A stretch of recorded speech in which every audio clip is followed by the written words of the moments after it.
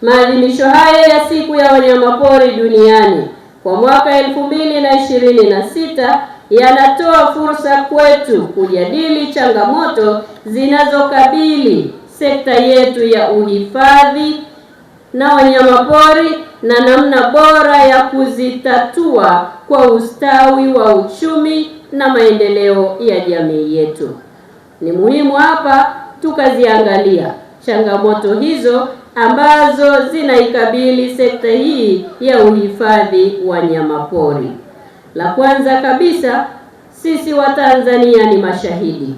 Tumeona kuna ongezeko la migongano baina ya binadamu na wanyamapori wakali na waharibifu, hali inayosababisha kuongezeka kwa mahusiano hasi kati ya binadamu na wanyamapori, ambako mwisho wake ni kuathiri uendelevu wa uhifadhi wa wanyamapori wetu.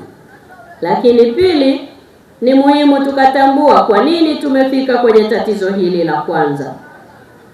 Tumefika kwa sababu ya changamoto ya pili, ambayo ni kuzibwa kwa shoroba kutokana na ongezeko la makazi ya watu bila kuzingatia mipango bora ya matumizi ya ardhi. Shoroba hizi ni muhimu sana kwa uhamaji wa wanyamapori na uhai wa mifumo ekolojia. Hivyo tunalo jukumu ya kuhakikisha shoroba hizi tunazilinda.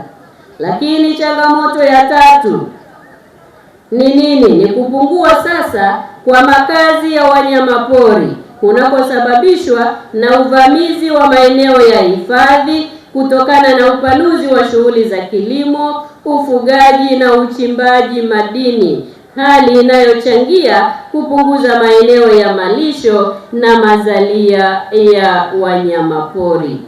Hii ni hatari kubwa, na sasa tunawasogeza wanyamapori karibu na makazi yetu kwa sababu tumeyasogeza sana makazi yetu kwenye maeneo yao. Ni hatari na lazima tutambue na tuamue kama taifa tunalo jukumu la kulinda hifadhi za wanyamapori wetu. Lakini changamoto ya nne, tunapokuwa tumeanza haya makubwa matatu, linapata jingine, nalo ni ujangili na biashara haramu ya nyara na mazao ya misitu, hali inayotishia kutoweka kwa baadhi ya wanyamapori lakini na mimea yetu ya asili.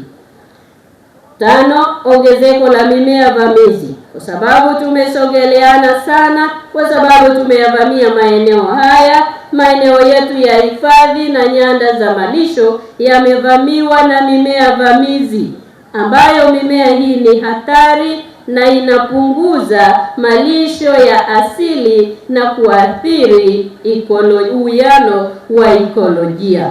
Hii tunaona tunazidi kuitafuta sababu ya kurejea kwenye migongano. Lakini jambo jingine, baada ya haya yote tunayoyafanya, tumeona changamoto kubwa ya mabadiliko ya tabia nchi.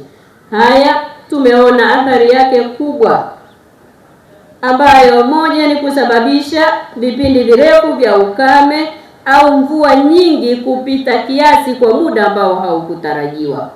Lakini pia inaathiri miundombinu yetu mbalimbali. Hivyo ni muhimu tukaamua lipi la kufanya kama taifa na kama dunia ili turudi kwenye uwiano halisi wa ekolojia.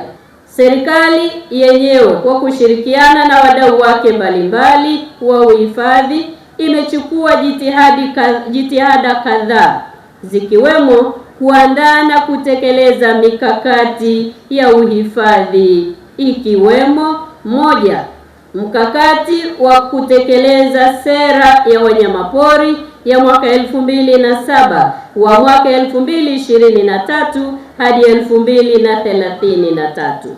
Mkakati huu umeainisha masuala muhimu ya kutekelezwa kwa ajili ya kuhifadhi, kulinda na kuendeleza rasilimali za wanyamapori.